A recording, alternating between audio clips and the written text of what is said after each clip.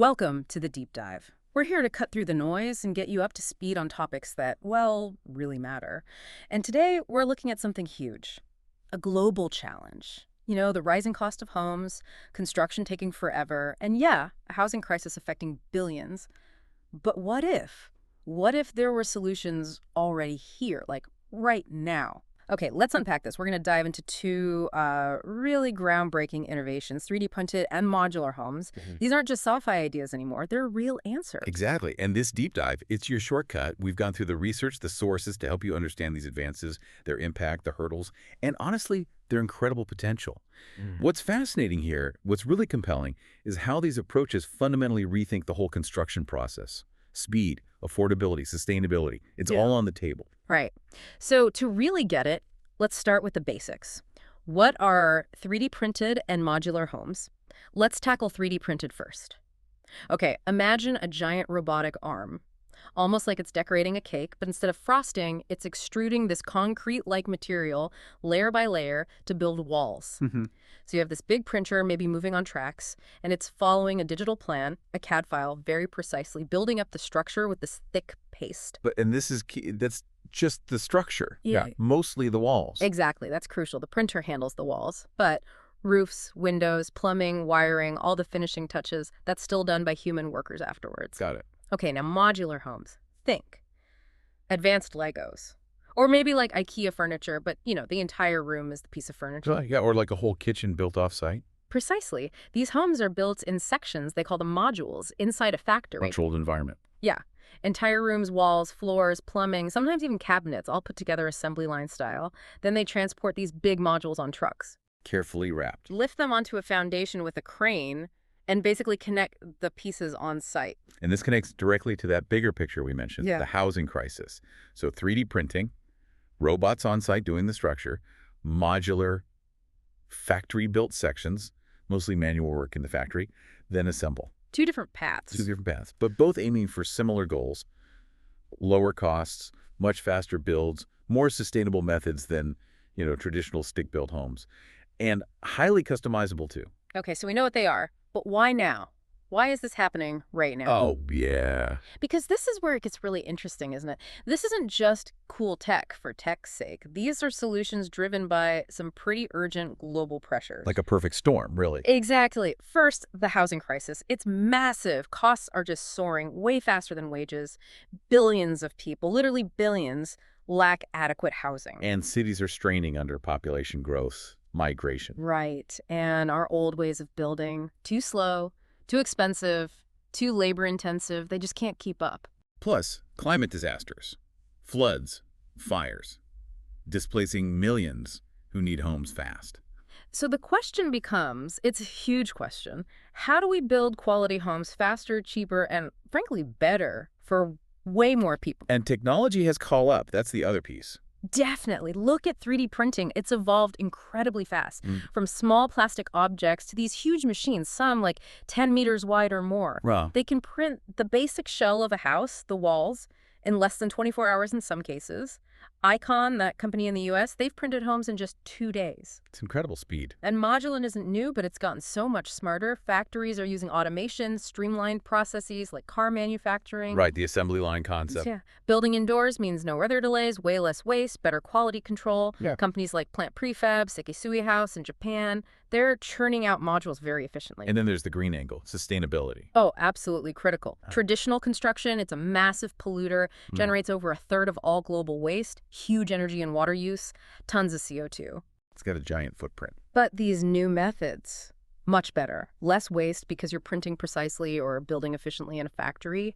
Energy-efficient designs are easier to implement. And the materials themselves, right. There's potential for using local stuff, recycled materials. Exactly, like soil or ash-based cement instead of traditional Portland cement. Or even newer things like hempcrete, from industrial hemp, or mycelium bricks grown from fungi. Really cutting-edge stuff. So when you put it all together, this massive housing need, the tech finally being ready, and this urgent push for sustainability, it's not just a trend. It's forcing a fundamental shift. We're moving construction from like a craft on a muddy site to something more industrialized, more data-driven. Yeah. It changes everything: labor, materials, how we plan cities. Okay, let's get practical then. How does this actually work on the ground? Step by step. Let's start with 3D printing. 4 steps. Yeah, that's good. Step 1, design. They say, if you can draw it, you can print it. It all starts with a digital blueprint, a CAD file. Super precise. Allows for all sorts of customization. Curves, unusual shapes. Exactly. Things that would be incredibly expensive or just impossible with traditional methods. You can even map out where pipes or wires will go. It's that geometric freedom that's really a game changer. Okay, design first, then. Step 2, printer setup. They bring the big printer, maybe a gantry system that spans the site, or a large robotic arm right to the prepared foundation. Hook it up to power, the material mixer. A concrete like goo. Yeah, that specialized mix, often called something like Lavacrete by Icon, Yeah. and connect it to the computer running the CAD file. Makes sense. Ready to print. Step 3, printing. This is where you actually see the house take shape layer by layer. The nozzle moves back and forth, extruding the material. Each layer might only be, a few centimeters thick. Slowly building up. Right. External walls, internal walls. A small house structure, maybe just the walls, can be done in 24 to 48 hours, sometimes even faster. Still amazing, but again, just the shell. It's just the shell. Which leads to step 4, completion. The printer finishes, and then the human crews come in. They do the roof, doors, windows, electricity, plumbing, insulation, drywall, painting, all the stuff that makes it a home. Right. The finishing touches. And a great real-world example, that Icon and Lennar project in Austin, Texas. They're building the first big 3D-printed neighborhood in the U.S. 100 homes, designed to be tough against weather, energy efficient, and they have these cool curved walls. That's a serious scale up. Okay, so that's 3D printing. What about modular? Similar 4-step idea. Pretty much, yeah, but the process feels quite different. Step 1, factory fabrication. This is the core of it. Everything happens indoors, assembly line style. Away from the rain and snow. Exactly. They divide the house into modules, maybe a kitchen module, a bathroom module, and they build everything inside that module in the factory. Walls, floors, ceilings, wiring, plumbing. Sometimes even cabinets and fixtures are pre-installed. Wow, so it arrives almost finished inside. Pretty much. Think of that fully furnished bedroom idea. They build it, wrap it up, ready to go, consistent quality, no weather delays. Okay, factory done. Step 2. Transport. Carefully wrap the modules, secure them on big trucks, often need special permits, planned routes because they're oversized loads. Logistics are key there. Definitely. Then step 3, on-site assembly. And this part is often incredibly fast. A crane lifts each module onto the prep foundation. Workers guide it into place, bolt it down, seal the connections between modules, hook up the internal systems. And this can take just days. Often, yeah, just a few days to get the main structure assembled on site. It's remarkable to watch. Faster than waiting for concrete to cure. Much faster. Finally, step 4, finishing touches. Still some on-site work needed, connecting the home to utilities, water, sewer, power, finishing the roof sections where modules join, maybe some exterior siding, landscaping, final paint touch-ups. Got it, and examples there. Oh, loads. Kodo does these beautiful, minimalist, sustainable homes delivered in weeks. Plant Prefab in the U.S. does high-end, custom modular, LED certified, installed super fast. And Sekisui House in Japan. They're legends. Absolute pioneers. Since the 60s, known for incredible precision, durability, and making homes that stand up to earthquakes. So what's fascinating here, looking at both 3D and modular, despite being different, they both bring this predictability, this efficiency. Yeah, that traditional building often lacks. Totally. It's about industrializing construction, making it more like manufacturing. You get 30–50% faster build times overall, fewer delays, way less waste, consistent high quality because of the controlled settings. Some modular homes can even be moved later, right? Yeah, that's another potential benefit, flexibility. Okay, so let's really hammer home these advantages. Why the hype? Faster build time is obviously huge. Critical. Days or weeks instead of months or years. That parallel workflow in modular building and the factory while the site gets ready saves enormous time. Crucial for disaster relief. And lower labor costs, that's a big driver. Definitely. Fewer workers needed on site for certain phases. One 3D printer robot, plus a couple of operators, replaces a whole masonry crew, potentially. Modular factories optimize tasks with specialized teams. And labor is a huge chunk of building costs, so this should mean more affordable homes. That's the goal. Yeah. Makes housing more accessible. Then eco-friendly. We touched on this, but it's worth repeating. Less waste is massive. Huge. Construction waste is a global nightmare. Both methods cut down significantly: precise printing, factory efficiency. Lower energy use, too, hmm potentially. And the ability to use greener materials, recycled stuff, soil, that hempcrete idea. Right, reducing that massive carbon footprint of traditional building. Customization is another cool one, especially with 3D printing. Yeah, the digital design means tweaking things is easy. Want curved walls, domes, unusual shapes. With 3D printing, it doesn't really add much cost, unlike traditional methods. And modular offers choices too, right? Layouts, finishes, eco features like solar panels. Absolutely. More control for the buyer, more architectural creativity possible, even affordably. And finally, disaster resilience. This feels increasingly important. It really is. 3D printed walls can be built thick and solid, potentially better against earthquakes, floods, high winds, even extreme heat. And modular homes can be designed to be elevated in flood zones or built with fire-resistant materials from the start. Crucial with climate change. Building stronger, safer homes saves lives and money in the long run. So when you put all these benefits together, Yeah, if we connect this to the bigger picture, it's not just about building faster or cheaper houses. It's about building a more equitable, resilient, sustainable future for housing, which is, frankly, critical for global stability. It's a fundamental shift. okay, but it can't all be perfect. There have to be downsides, Yeah, challenges. absolutely. It's not a silver bullet, not yet anyway. And these challenges are worth understanding. So what does this all mean when we look at the potential roadblocks? Where's the friction? Well, first up, building codes and regulations. This is a big one. Old rules for new tech. Exactly. Yeah. Most building codes were written decades ago for wood frames, bricks, poured concrete. They often don't know how to classify 3D printed concrete walls or inspect factory-built modules properly. So red tape, delays. Lots of it. Getting permits can be a nightmare. It shows how regulations often lag way behind innovation, which can really slow things down. Okay, regulations. What else? Material durability and longevity. The tech is still pretty young, especially large-scale 3D printing. How long will these printed walls really last? 50 years, 100 years? We think so, based on testing, but we don't have centuries of real-world data like we do for brick.